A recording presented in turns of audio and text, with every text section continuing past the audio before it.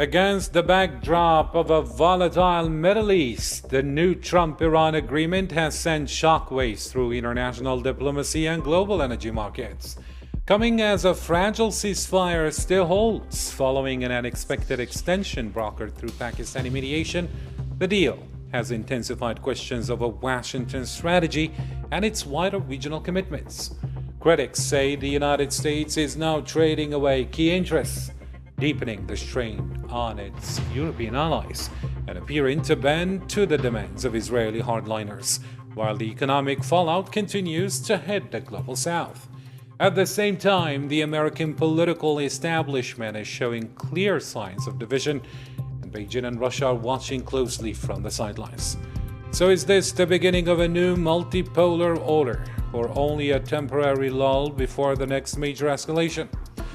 Tonight, we unpack what could be one of the most defining geopolitical shifts of the decade as we examine the Trump administration's diplomatic moves toward Tehran, the uneasy link with the Lebanon truce, the fractures inside the US establishment, and the hypocrisy and double standards shaping Western foreign policy.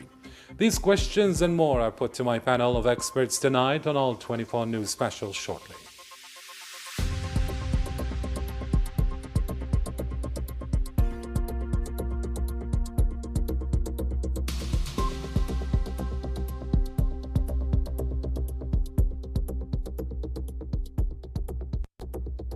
Hello there, ladies and gentlemen, and welcome to tonight's special coverage with me, Karim Fess Zakari. And to help us unpack these complex dynamics, I am honored to welcome a distinguished panel of experts joining us from across the globe. Ms. Zara Mansoor, security and political analyst based in Islamabad, bringing deep expertise in the Iranian and North Korean nuclear programs. Hello, ma'am, and thank you for being with us. Hello. Thank you for having me. It's our pleasure. And we also have the pleasure to have Professor Miral Sabry, AlAshry, war and conflict reporting expert at the University of East London, joining us from Cairo. Thank you for your time, ma'am, and welcome to the show. We also have the pleasure. Thank you, Karim.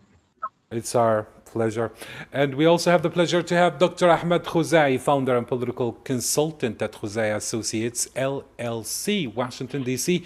He joins us from Manama, Bahrain. Good to see you again with us, Professor, and thank you for giving us some of your time.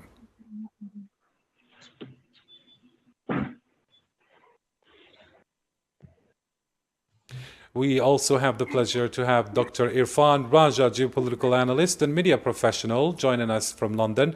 Thank you, Dr. Raja, for honoring our invitation. My pleasure, Karim. Thank you so much. All right, let's start the debate with you, Ms. Zara Mansoor. So let's talk a little bit about the Pakistani mediation that extended this fragile ceasefire. How crucial, according to you, was Islamabad's back-channel diplomacy in preventing a total closure of the Strait of Hormuz? And can this Asian-led mediation hold when Western diplomatic channels have seemingly collapsed under the weight of their own biases, that is? Pakistan's role was significant and decisive, not just symbolic, and its mediation produced the US-Iran talks and brought two of the unyielding states to the negotiations table, and they were not ready to do it. So Pakistan's high-level officials negotiated face-to-face meeting with J.D. Vance and Witkoff on one side, and then there were the Iranian officials on the other side. No Western power had that access to both Washington and Tehran simultaneously. But to say that it prevented total closure overstates it, because Strait of Hormuz kept closing and reopening even after mediated deals. Iran shut it again hours after announcing that it was open. So Pakistan bought pauses and openings, not control over the choke point itself. And as you said, that can it hold? So to be honest, that Pakistan can convene and de-escalate. It cannot enforce. Islamabad was never going to enforce a settlement on these states, and no mid-sized power could. What it did was harder to build and arguably more valuable. It created the room where Washington and Tehran would sit and negotiate for further regional stability, elements that can bring stability in the region and peace. And that's not the limit of Pakistan's diplomacy, but that's the proof of it. Also, on Western channels collapsing under bias, I would say that it is more accurate that Western diplomacy was reactive. While Pakistan had structural dual trust, it had ties with Washington and also diplomatic proximity to Tehran that the US and EU don't have post 1979. And that's an access gap, not necessarily a moral one. Thank you for that, ma'am. And now let's move on to Professor Miral AlAshry. Professor Miral Sabry AlAshry, I'm saying, looking at the devastation we saw or we witnessed in Lebanon, in Iran, there has been a glaring contrast in how international law is applied and reported. And perhaps we can hark back even to what happened in Gaza. How do you explain the Western media's double standards here, framing the US and Israeli aggression against Iran, Lebanon, the Israeli military actions in Lebanon as defense, while dismissing the legitimate resistance and the massive civilian toll that has drawn sweeping condemnation from the global South? Yeah, Karim, the framing of a military action and application with international laws in the Middle East are subject with intention in global debate and also deeper division between Western perspective for the media and those in global South. We can talk about Western media framework, defense and align, like Western media coverage officially and the policy with operate with a framework which is prioritize the state and also establish align with specific definitions of the security. Right for the self-defense with the Western government and the media outlet frequency frame Israeli and US military and action defense with a major perspective of the views with an actions as a direct response such as the rock attacks and non-for the state action like Hezbollah in the region and in office with Iran. Under these framework, military operation present as an effort with balance with direct security threat and also protect the civilian populations for incoming fire. About the state versus non-state and action with international laws and historical prioritize the right and responsibility to recognize which is the state and also the narrative to emphasize the group all of the groups of Hezbollah and non-state action operates outside the center of the authority of the Lebanon with the government, which is complicated, and also the state under the traditional framework, legislate and warfare. About the strategic alliance with the media organization with influence about the geopolitics legislate were their home with the country and because of United States and Western aligned with a view with Iran, and it's also allowed with the group to establish the foreign regions cover frequency and focus about the threat also inside, as you said, from Lebanon and also in Gaza and affect also the Gulf countries and Middle East. And intensity with a post with a religion was established with also global trend with such as the and putting like restrictions on the Strait of Hormuz. A global South and legal criticized with a double standard with surveillance tools as the governments with legal experts and the global South as well as international human rights organization is everyone internships with the Western couple and political significant. We have a double standard. The critique or argue or the experts argue some media coverage does not give enough attention with important rules as international humanitarian law, especially when we need to protect civilians and avoiding using the force. And also that happened in Gaza war when the war started in 2023. This point of the civilians, this for the people and forced to leave their home and also the damage of the hospitality and the home and the public infrastructures in Lebanon, for an example, with humanitarian impact with the military operation. This argues this issue should require much more attention with investigations and international reporting.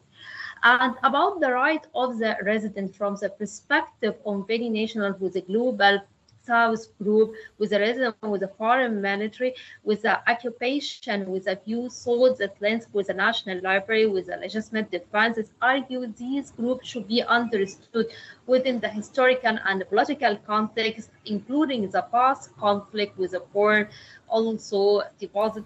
And this can be believed that the description of the residents' attacks ignores the wide war factor. So equal applications with international laws as the center criticized with a global south have been international legal mechanisms which apply significantly with argue which is the powerful for the country with strong criticized about the violations also. But also less criticized with the similar actors who is involved and has been accent also. This is we can call, we have here a double standard for the media reporting and about the geopolitics with the division with Western medians and all focus on the tribe objective and security justification for the state, while the media and leader for a global south emphasize the humanity or the humanitarian impact and the historical context, which makes the balance Clear. as you see for international law. Thank you so much, Dr. Miral. Thank you. Now, let me include Dr. Ahmed Khuzaie with this question. Dr. Ahmed, the Trump-Iran deal has faced fierce pushback from pro-Israel hardliners in Washington. Now, from a purely strategic standpoint, to what extent is the American establishment realizing that waging proxy wars for the sole interest of Israel is severely eroding the United States' own geopolitical standing and international legitimacy for that matter? When it comes to the proxy wars, we have to establish the fact that Iran is the master of these games when it comes to the past at least 46 years in the region. If we're talking about Lebanon, we're talking about Bahrain, Yemen, and Iraq, amongst other countries. Now, with the relationship between Israel and the United States of America, just like you mentioned right now, there's a debate today around Washington, D.C. and around the world about the shift between both countries, and that there's a big drift that has been taken basically aside when it comes to both countries. Big discussions are being associated with that, along with big drift happening when it comes to the political sides to it. I can tell that lots of caucuses around the United States are either taking side with the war or going against it. Now, when it comes to the United States fighting a war on behalf of Israel, it's not the case, especially after what Donald Trump started last December with Venezuela. Now it's with Iran, next is going to be Cuba, and afterwards we're talking about Greenland. These are still in the books, and I can confirm that it's not merely about Israel, especially that now even the biggest debate in Israel right now are two things. Does the United States of America know what it's involving itself with when it comes to Iran? Both ways, either the war or the deal. And do they still have Israel at heart the way they did before? On the American side, with the midterm elections approaching in November, many are calling it a stunt. They calling that to, or basically attaching that to the Trump administration, which leaves the especially Republicans scattered with the upcoming elections, or sidelined, especially that even if they're going to have the seats, they're not going to vote for the Republican Party. Mhm. So what you're mentioning is that there is division inside, the U.S. Establishment, and of course you mentioned the Republicans and the Democrats. But then, if you come to look closer at the situation, the only person who could actually gain from the mess in the Middle East is Israel.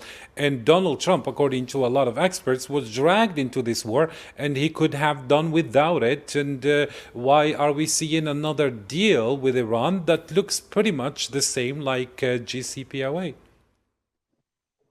You're correct. It's exactly what we've been discussing, and I've been publishing lots of pieces about that. Exactly.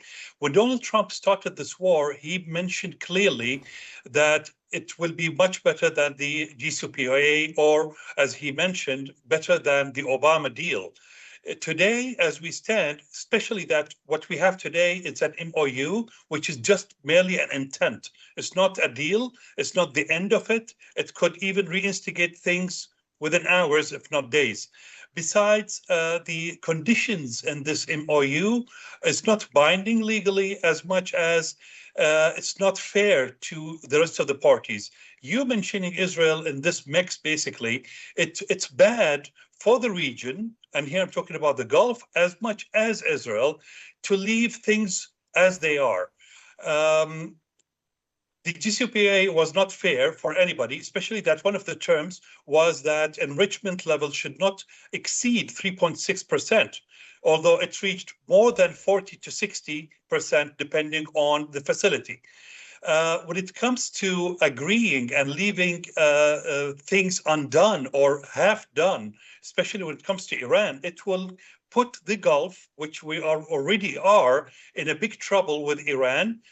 Prior to the war, the Gulf states created some kind of a status quo. It was not perfect, but it was working for everybody. Now, with the United States thinking of leaving the region, it will leave the wounded Iran even more aggressive against the Gulf states and even more aggressive towards Israel. That's why Israel is agitated. The Gulf are unsettled when it comes to the deal, especially that both sides, and here I'm talking about Israel and the Gulf states, are not included directly in the deal. Yes, Qatar was mediating today in Geneva. Pakistan is there, and Pakistan was as well taken into heart the goodwill of the Gulf states, yet it's not enough. Things should reach an ultimatum rather than being left in the middle as they are, because they will create even more problems in the days to come. Mhm. Thank you so much, Dr. Ahmed Khuzaie. Now, let me bring Dr. Irfan Raja. Dr. Irfan Raja, the US is actually scrambling to put out the fire in the Middle East and coerce Iran with sanctions and blockade. Meanwhile, we have China and Russia who have quietly consolidated their influence in the region. How does this US-led chaos and the eventual desperate pivot to a deal inadvertently accelerate China's dominance, for example, and expose the waning grip of American superpower rivalry? Thank you, Karim. Actually, you see, like the Americans have a long history of going into wars. So far, they have, according to the authentic statistics, there are more than around 500 interventions, including regime change operations and all that. So Americans have never rested because war is business for them. Their economy is based on war. You see, now, once again, the war on Iran, which is arguably been fought to shield Israeli interests and to serve Israeli interests. Once again, the U.S. after the deal, it looks like they are leaving, as the professor mentioned, they're leaving Middle East in chaos because we can see so far this war, the amount of disaster, the human life, as well as the economic loss of the war. So you see, this Iran war has actually exposed the limits of American power, and it exposed divisions among the American government as well as the public, because now the new debates emerge as soon after this deal and during the deal, is the debates emerging inside America is the coming war, civil war, because there's 1% who profitized from the war as usual. They are becoming richer and richer, while the other ordinary people, they are suffering inside America. I'm talking about. There's, the America is on a, I would say, suicidal ladder, because this war they already have lost on several fronts, on moral front, on economic front. It costly war, one of them in over $50 billion they lost, more than that. And as you can see on technical side, and tech, if you say, the Middle East has been a battleground, or a tech battleground, and which China is dominating. Chinese have shown, and they are behind Iran. They shown their tech during the last year's war between India and Pakistan, when the Pakistanis shot down Rafales. And now here you have Iranians have shot down F-35s, which is the first ever time here in Middle East. And there's many scores of examples. To cut it short and briefly speaking, the Americans have lost the war. It's not the first time since the fall of Kabul, and so many examples.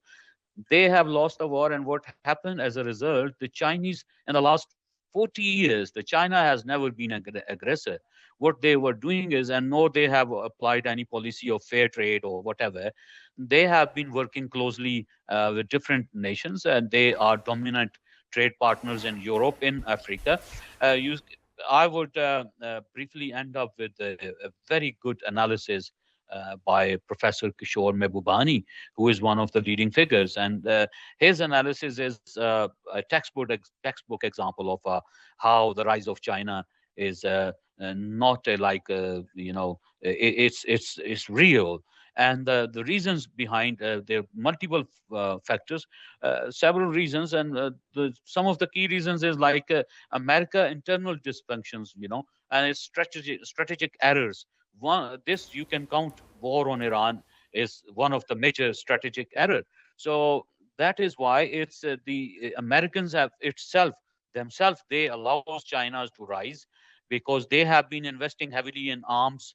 They have been invading nations, sovereign nations. Before Iran, they just march into Venezuela, and but the Chinese have never done this. So you're equally right that to say that the Russians and Chinese have won this war once again, not on militarily front, but also on technologically and on moral front, because people inside Europe, people inside Israel, they are against war. People who are in the global south, everyone want peace, because peace is the only solution. That's why Pakistanis, actually, I must add a word, what your guest in Islamabad said.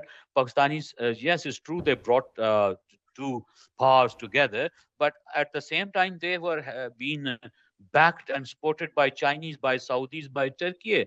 So they were not alone, and they still have leverage. They are very powerful in this, all this. So I would end up this to say that, the Cold War mindset and this invasions and regime change and all these tactics has failed. So there's clearly writing on the wall, China is rising.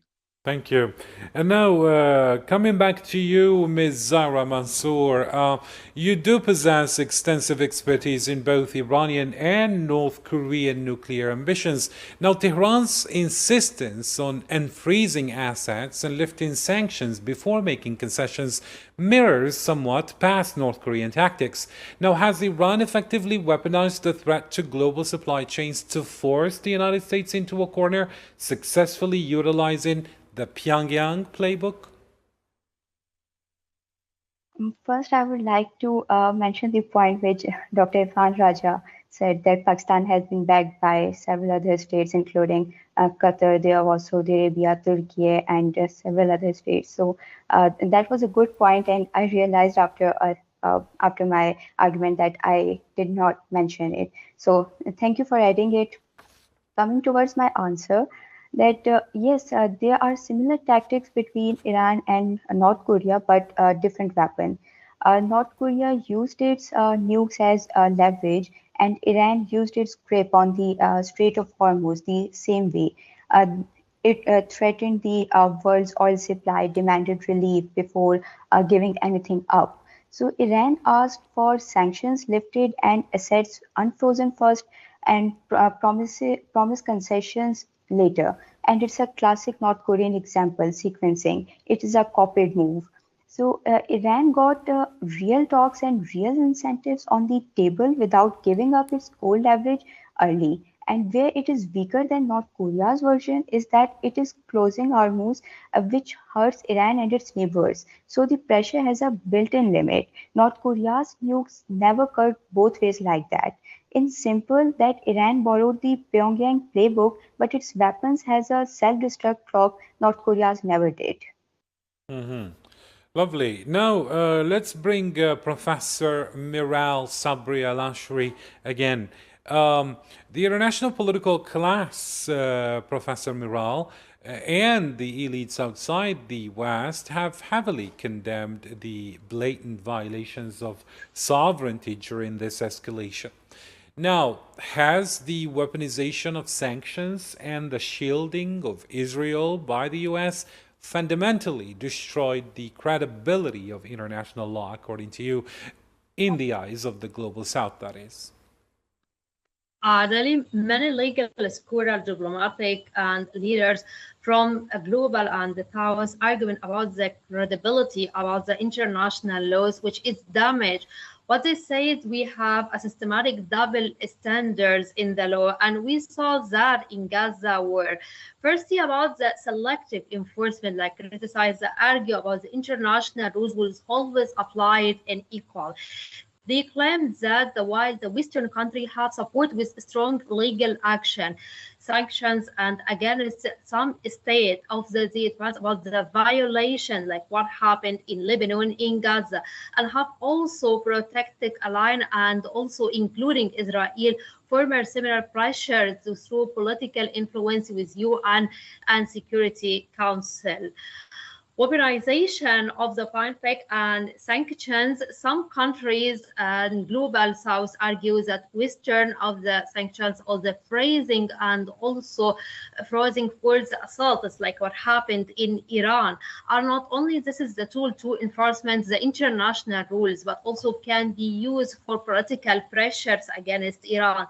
They believe that we can go to finance and systematic givens to the Western country greater to influence. It has also encouraged some national to support alternative, just as reducing depending on US dollars and economy with collaboration through groups like BRICS. Erosion with humanitarian norms, many violence of the South and the global South argues that we have high number of civilians in deaths starting from 2023 until now, large scale and displacement and the damage to civilians for the infrastructures and what happened. We saw that in Lebanon and in Gaza, a lot of scenarios and concern about equal protections of civilians under international humanitarian law that argue can use to the weapons and also the supplies with a Western country create questions about the responsibility and accountability. Who's responsible about that? Who? Okay, so this is an active about the international court and using international law instead of the rejecting and international law. Many countries outside the Western country use international legal institution challenges that believe that the violence with the global rules. What is examples happened in South Africa case against Israel, we saw it with International Court Justice ICJ, and has been supported by several countries in the Middle East also, and to Spanish Middle East, and shows that many globals for the South national still have never used international courts and did not take any action seeking for accountabilities and who's responsible about the civilians, how many people died in Gaza war. Okay, so shifting about the legal authority here, many countries in the global south are play a large role in shaping with a discussion with international laws. Decisions about the public opinion from international institutions and international court of justice are being used these countries to challenge with a long-term occupation and support legal accountability. However, I think the argument about that decision, it's very difficult to enforce when it's a powerful for the state, do not support any implementation and do not support the civilians and the people inside, like in Gaza or in Lebanon. So the damage, yeah, so Amazing. the damage for many leaders in Africa, Asia, Latin America argues that the aims is not with the weakening with international laws with the majority, but also they believe that the global crisis have increased and called also for reforming about the United Nations Security Council, especially when they are challenging and current with a veto system that give us a small number for the powerful for the country and influencing with international decision. Clear. So that can destroy, yes, that can destroy everything and that can destroy the right for civilians. So here we have double standards for international laws. Who's responsible about that? Actually, Thank you, many Dr. scholars, they Miral. don't have.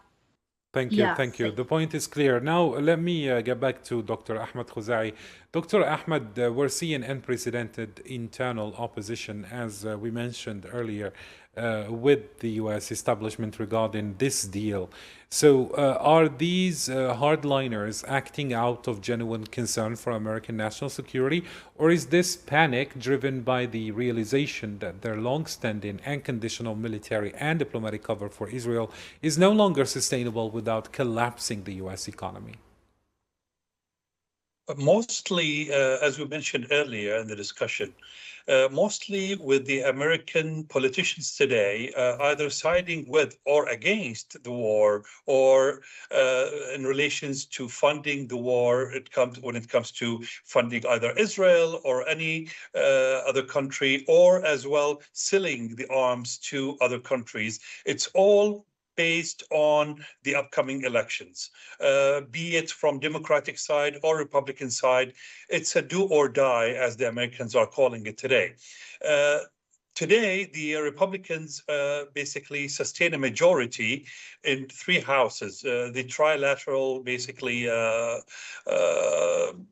winning that they achieved during the presidential elections and as well later on. Today, they are facing the biggest danger of all of losing this majority in both houses. When that happens, it will indicate that the upcoming presidential elections will be won by a Democrat just because the war was fought. That's on one hand. On the other hand, you have the Democrats as well as Republicans who are on the fence when it comes to the war. This shows us that there's a big fragment when it comes to the current war. Now, if we're talking about the economy, if we're talking about what's in it for each of the parties or each of the states that consist the United States of America, we see lots of fragmented decisions, big shifts in ideas, especially, as you mentioned as well, that the Americans want what's best for them internally compared to what's best for the world externally. That's why the midterm elections are mostly, and I'm talking about, as per the numbers, it's 95% about internal matters, not external factors. Therefore, the American people don't want the war. They want what's best for them. They want lower oil prices. They want bigger support for either the healthcare system, schooling. We're talking about as well all the other programs that they are sustaining. So it's not really that far that this domestic political calculations actually is not really that affecting the memorandum with Iran. You're saying that they care about the immediate effects of their economy, but then what about this deal, Dr. Khuzaie? Isn't it the midterms elections and this, woes, let's call them woes, domestic economic woes, that pushed Donald Trump toward this memorandum of understanding, although we have a lot of pushback inside. Yes, we spoke about the pushback, domestically, but the biggest influence on what the United States is doing is its own economy, as well as its relations with the outside world, be it Israel, be it the Middle East as a whole. If we're talking about the Gulf, we're talking about especially Egypt, Jordan, Iraq, as well as China and Russia, let alone the European Union as well. I mean, all of that is what's pushing them to do what's best for them in relations to these countries. But the majority of it is not internal, it's external, because just like one of the panelists mentioned earlier about the economy, when it comes to the economy, are we talking about the economy of the American people, or are we talking about the economy of the few that are benefiting from the war? Mm-hmm. But then it's undoubtedly, Dr. Khuzaie, if we come to look at this situation, it seems that the United States kind of confused military success with strategic victory in the Middle East. How would you see this reading? Not really, because initially, during the first month and a half of the war, the biggest beneficiary out of the war was Russia when it comes to the oil prices. Yet now, down the line, who's benefiting is directly the United States of America, not the American people. I'm talking about the state itself, because it's the exports. They became number one exporters of oil, with the Gulf not being able to export at full throttle. We're talking about the oil prices.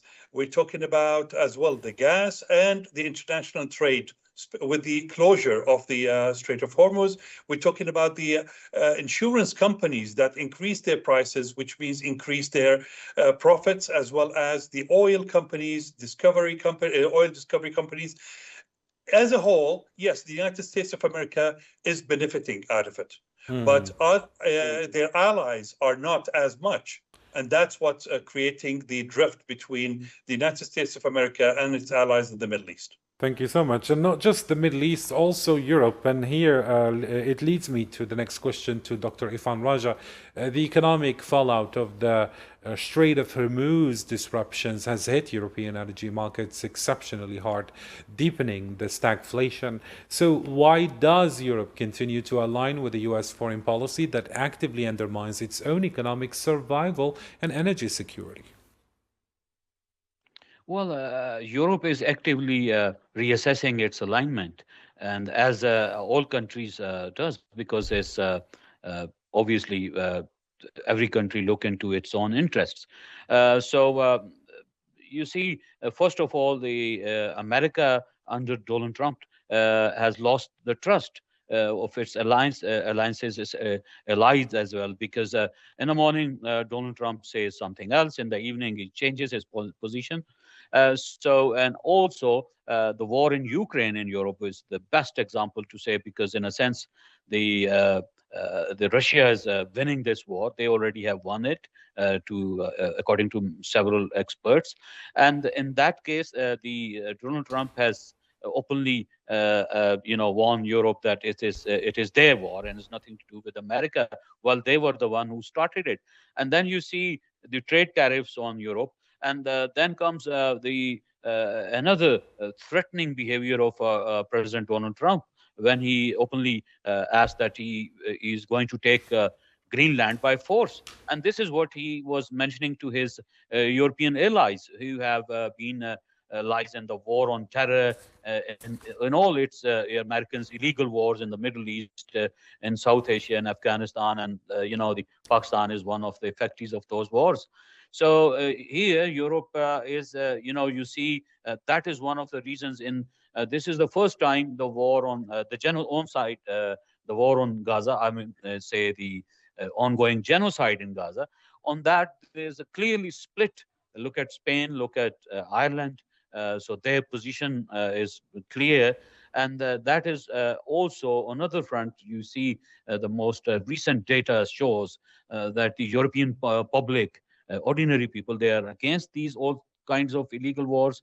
And here, the Europe is actively seeking an alternative of energy, of economy, and they are moving towards China. You asked me, the previous question, and I would add that the China is winning in Europe as well, and you will see in the years to come. And it's not so. Hence, in brief, like you see all the leading European figures. I'm talking about Natalie Tokchai, the Vice President of European Commission. She said that we need to know and to show to ourselves and to our partners that we are able to live up to our own government's rules and laws. This is an indication that the Europe is looking for a change in their strategy and more dependent on themselves rather than on America. Mhm. Lovely. Let's shift the focus now to the Global South with you, Ms. Zara Mansoor. The Global South is suffering immensely from energy price spikes caused by Western-led instability in the Middle East. Now, beyond the immediate Pakistani mediation, what mechanisms are these developing nations trying to build to protect themselves from being collateral damage in a U.S.-Israeli-driven geopolitical war? Honestly, I think the premise needs a correction a little bit, that there is not yet a real protective mechanism, and Pakistan itself is the proof. As it mediated the ceasefire while simultaneously it faced its own fuel shortages from the same war. And it tells you that diplomatic leverage and economic installations are two entirely different things. Pakistan got a seat at the table and it did not get itself out of the fuel queue. Same is the case with India, a major regional power, and it still saw LPG shortages, people switching to kerosene and wood industries shutting down in Gujarat. So what you are seeing right now is not a coordinated global South protective architecture. It is that individual countries are hedging on their own in different directions with different levels of success. So India is leaning into renewables right now, and domestic gas connections are real, but that's a slow insulation strategy. On the other hand, there is Philippines that stood up a crisis committee to manage shortages reactively, and then Gulf states with pipeline infrastructure, including Saudi Arabia, and then there is UAE. They are rerouting oil around Hormuz entirely. So Pakistan's diplomatic role shows that these states can gain leverage at the negotiating table.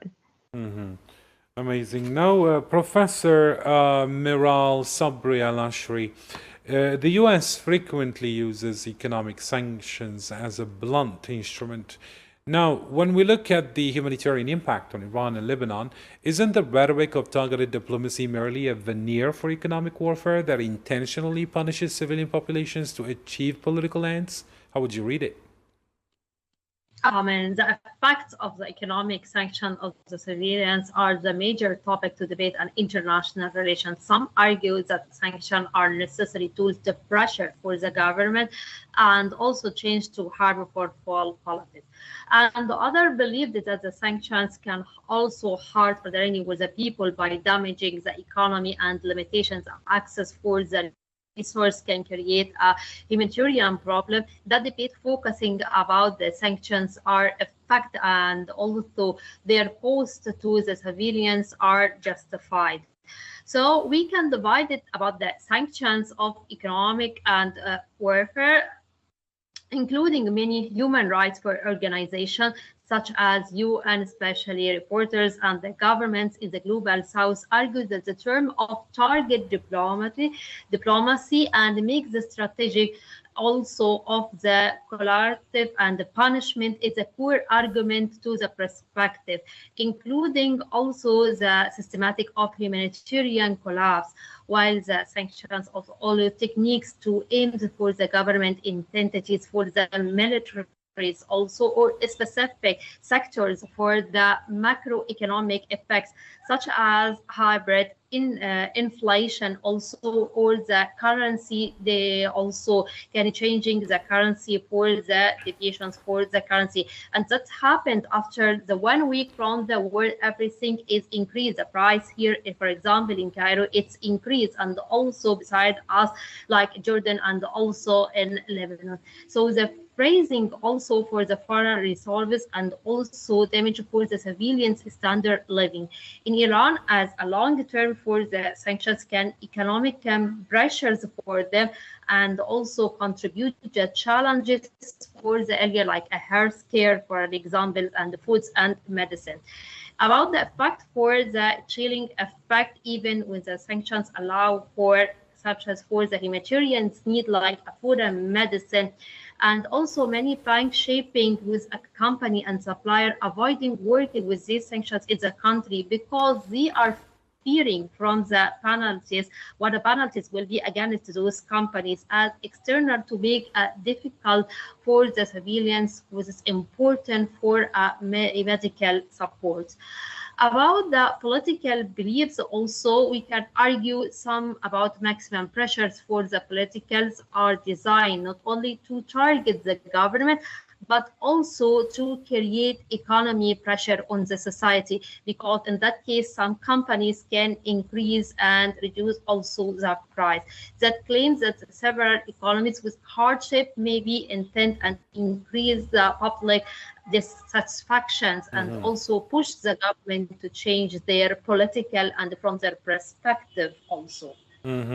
So it's a means of Yeah. pressure that could be applied by a given superpower, so as perhaps the people could, you know, stand up against their governments. But this has failed in the case of Iran. And here, Dr. Ahmed Khuzaie, President Donald Trump has threatened massive tariffs, and of course he waged a lot of sanctions before. Now, if these negotiations fail, is this a sign of diplomatic strength when we see him threatening about the tariffs and other sanctions, or rather a desperate coercive tactic from an administration that has run out of legitimate political capital and military leverage, and in this case in the Middle East? It has many layers. The first one would be his own reflexive strategy dealing with Iran.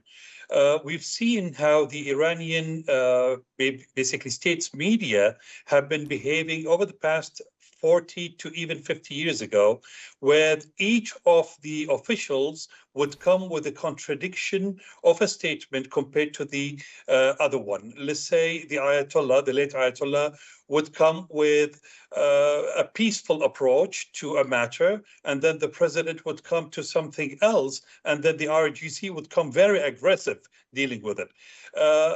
Since the war of last year, exactly, of the 12-day war, that started to change the behavior of Donald Trump when dealing specifically with Iran, not with anything else.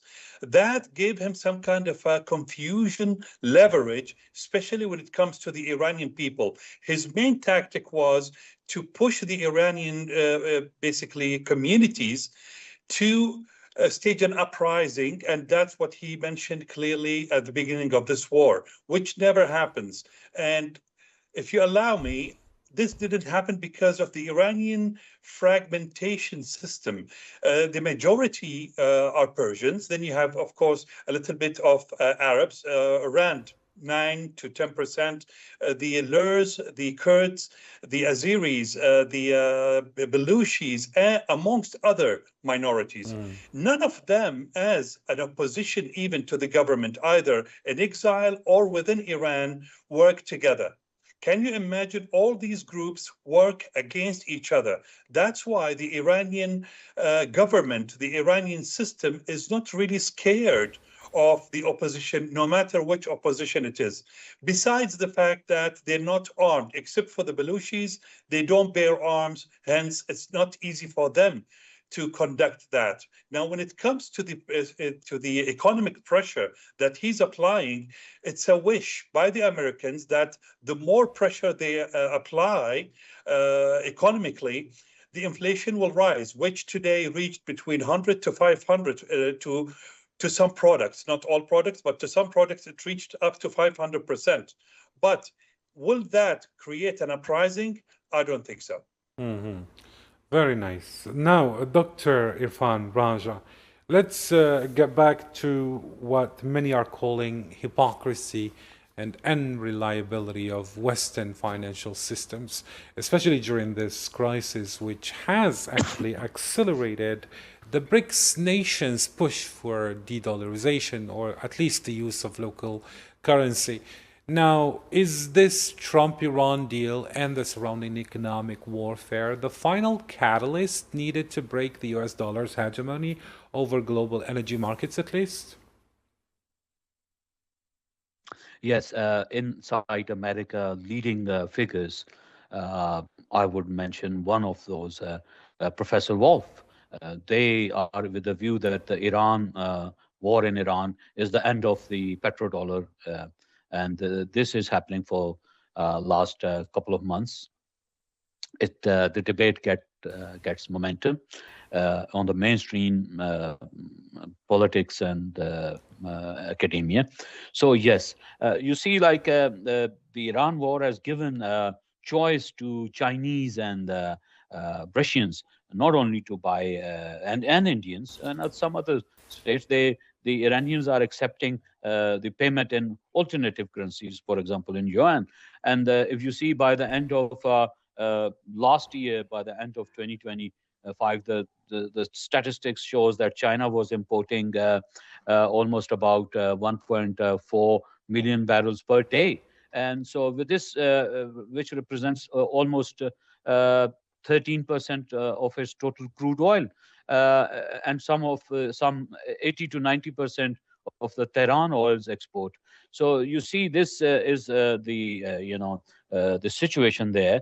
And throughout this war, that's why the Chinese silently behind, on the diplomatic front as well, and also on this front, that U.S. can't force China to stop buying the Iranian oil, and that is one example.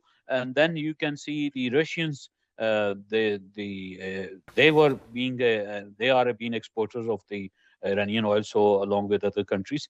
So in a sense, yes, there are authentic evidence, piles of evidence, which show that the end of petrodollar era, and most of these things are rooted in the American hypocrisy, because look what they are doing in Venezuela, invading a sovereign nation and taking over the oil and all natural resources.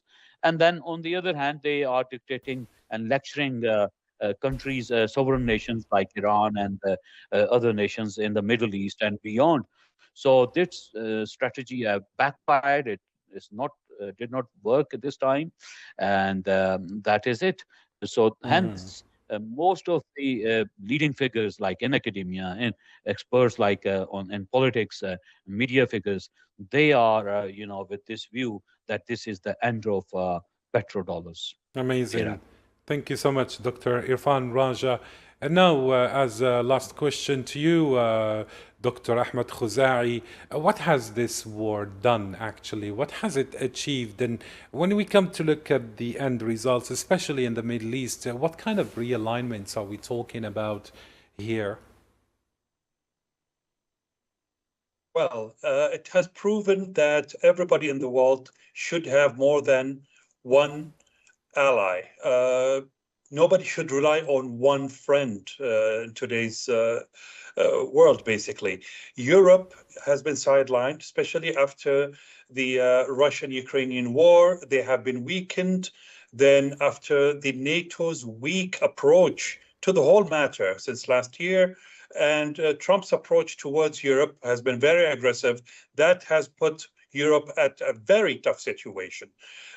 Canada as well has been sidelined, just like Europe. The United States found more allies over the past, let's say, 40 years compared to losing them over the past 1 year. They have an issue with Israel. They have an issue with the Middle East as a whole. Fighting a war now, signing an MOU that has no significant meaning when it comes to anything. I think it's a sign of weakness more than it's a sign of resolving issues. Venezuela last year, then we spoke about his intents for Cuba as well. The professor mentioned something about the economy when it comes to China and Russia. I don't see the end of this year will end on a positive note as much as we hope for. Things are being polarized. Everybody is taking a different line or a different side than how 2025 ended. On that note, we have to understand that economy is changing, military powers are shifting, and the world is full of surprises, and things could change in a minute. Thank you. And we have to leave it there. So I want to extend my deepest gratitude and thanks to our esteemed guests, Ms. Zara Mansoor in Islamabad, Professor Miral Sabry AlAshry in Cairo, Dr. Ahmed Khuzaie in Manama, and Dr. Irfan Raja in London. Thank you all for your incisive analysis. Now, to summarize, the recent developments and the controversial Trump-Iran deal expose a world in profound transition as Washington struggles to balance its domestic hardliner pressures and unconditional support for Israel with the harsh realities of global energy demands. It is clear that the traditional unipolar order is fracturing. The Global South, led by unprecedented regional mediations, stepping up to prevent absolute economic catastrophe. The West is facing an undeniable reckoning regarding its diplomatic double standards and waning geopolitical supremacy.